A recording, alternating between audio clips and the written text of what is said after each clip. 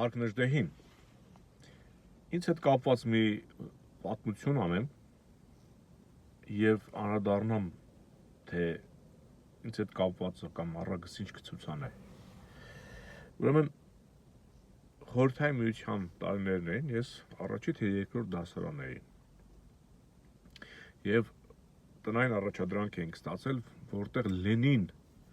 պապիկին, այդպես այն ժամանակ անվանում էր, ցեղասպան Լենինին, այն ժամանակ ոչ մեկս այդպես կրթություն չէինք ստանում, որ իմանայինք Լենինն ու Քեմալը համատեղ որոշել են հայ ժողովրդին սպանել, ոչնչացնել, պետությունը կործանել։ Հետո բացահայտվեց այդ ամեն ինչը։ Լենին պապիկին նվիրված ոտանավոր էի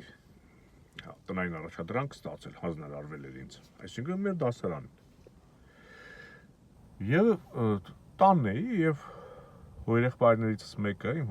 շատ հորեղբայրներ ունեմ, ասեց ախպեր, մեր տնամիջ դասեր են հանձնարարել,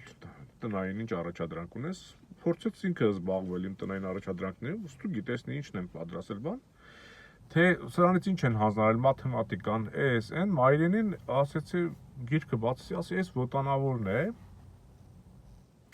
Այնտեղ իմ հասակի մարդիկ իմանան, որ հոկտեմբերիկի նկար կար, նշան կար, որտեղ մանուկ Լենինն էր մթամ էլի։ Լենինի մանուկ ժամանակ նկարած հնարավոր չէ որ ինչ որ մի երեխայի այդպես սարքել են իբր դա Լենինն է, այդպես հոկտեմբերիկի կրծքանշան կար։ Այդ կրծքանշանն էր կարծեմ դասագրքի աջ անկյունում էր թե ձախ անկյունում էր գրված էր Վլադիմիր Իլիչ Լենին, հա։ Եվ այդ մանուկ Լենինին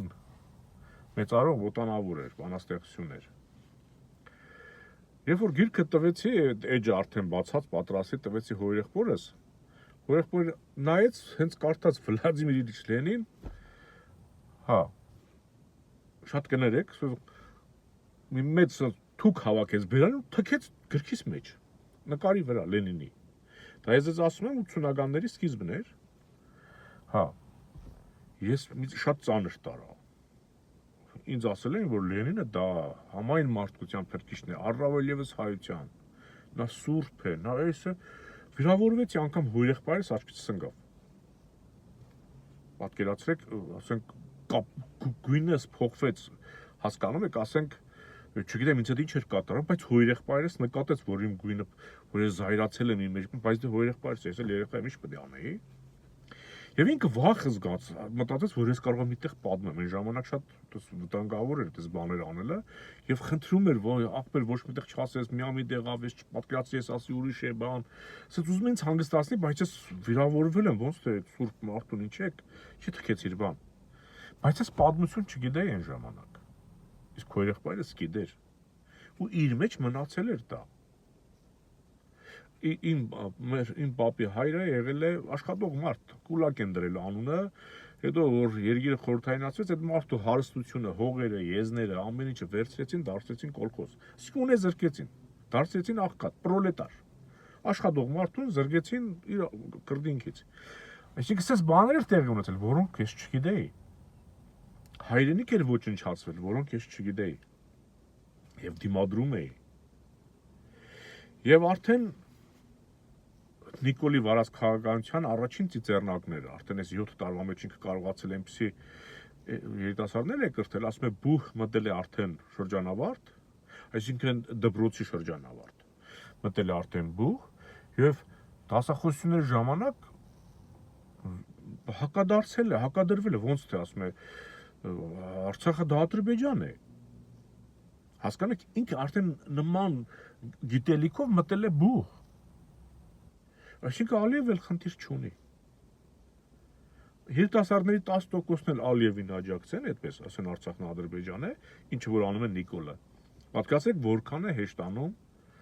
Այն 10%-ը, որ պետք է մեր հետ կռիվ տա Ալիևի դեմ, դուրս շուռ է գալիս մեր դեմ, այսինքն կրկնակի վնաս, նախ այդ 10%-ից ենք զրկվում, հետո էլ այդ 10%-ը գալիս է մեր դեմ ի օգուտ Ալիևի կռիվ տալու։ Հասկանեք, ինչքան երկարի Նիկոլի գոյությունը,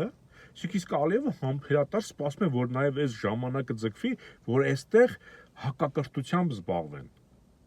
Ես նորից պետք է հիշեմ երջանկա հիշատակ Արտակ Մովսիսյանին, ով 18 թվից արդեն գլխի էր, որովհետև Նիկոլեն եկած օրվանից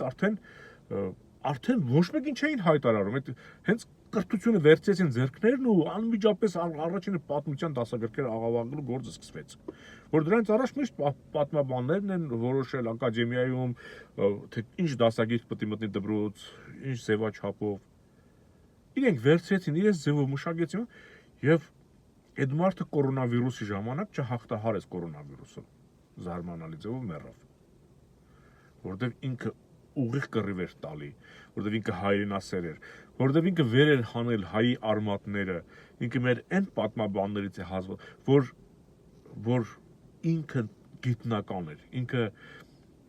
կարդալով հասկանում էր, թե նախկինում որ պատմիչը ոնց է աղավաղել, իրականությունը, այսինքն չեմ ասում 100%-ով, բայց մարդը կարողանում էր անգամ հույն պատմիչի կեղծ գրառումից հայերի մասին, ինքը այնտեղից կարողանում էր ֆիլտրեր գտնել իրական հայկականը, թե իրականում ինչ է տեղի ունեցել Հայաստանի հետ կամ հայերի հետ ինչ են արել, թե հետ հույնը ոնց է, ասենք, նկարագրել, հասկանում եք, այնպես չի որ օտար պատմիչները ոչ միշտ են իօգուտ մեզ գրել, եթե դու հռոմեական զորքերին ջախջախել ես, չէին գրի որ ջախջախել ես, ամոթ է իրենց համար, չէին անի, հասկանում եք, մեր պատմագրությունն էլ գիտեք, որ քրիստոնեություն ընդունելու պահին մեր ամեն ինչը ոչնչացվեց։ Եվ ասում են, որ մի ահագին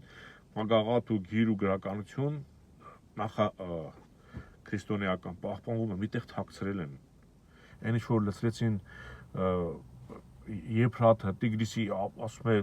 գետը վարարել էր, ափերից դուրս էր եկել, այնքան գիրք էին լցրել, որ ջուրը քշի տանի։ Մի մասն էլ թաղել են, դրանք պետք է գտնենք։ Ես հիմա ինչու եմ սենց մանրամասն ներկայացնում, որ ուսուցիչ դու հանցագործ չդառնաս Նիկոլի պես, հանգարց, հետո մեր շարքերը շատ կնոսրանան, սարսափելի կնոսրանա, որովհետև եթե տականքը գերազանցեց ազգային մտածելակերպ ունեցողին, հայրենասերին, շատ բարդ է լինելու, կրթությանը տիրություն անել է պետք, սա արդեն ահազանգ է, մինչև Նիկոլի հարցերը կլուծվի, այն ինչ որ գրքի մեջ գրված է, Նիկոլի կրթության նախարարի առաջարկով, պատկասում եք կրթության նախարարի ընտանիքում, կրթության նախարարը թրքամեդություն է, այսինքն թուրքական քաղաքականություն է վարում, ամուսինն էլ ռուսական, պատկասում եք մի տնից են դուրս գալի, Պետրոսը ու իր կինը, ու Պետրոսը իբր դեմ է արևմտյան արժեքներին, ու հետն էլ իբր Նիկոլը արևմտյան արժեքներ տիրապետող է գրում ու դժգոհ է, ու իր կինն էլ աշխատում է Նիկոլի մոտ, ինքն էլ աշխատում է հանրային հեռուստատեսությունում, որը նորից կառավարվում է պետության կողմից, տարօրինակ է, չէ՞, հասկանում եք ինչ են անում մեր գլուխը, ուշադիր եղեք, մինչև այսպես չի մնալու, այսպես չենք թողելու որ մնա, Փառք Նժդեհին։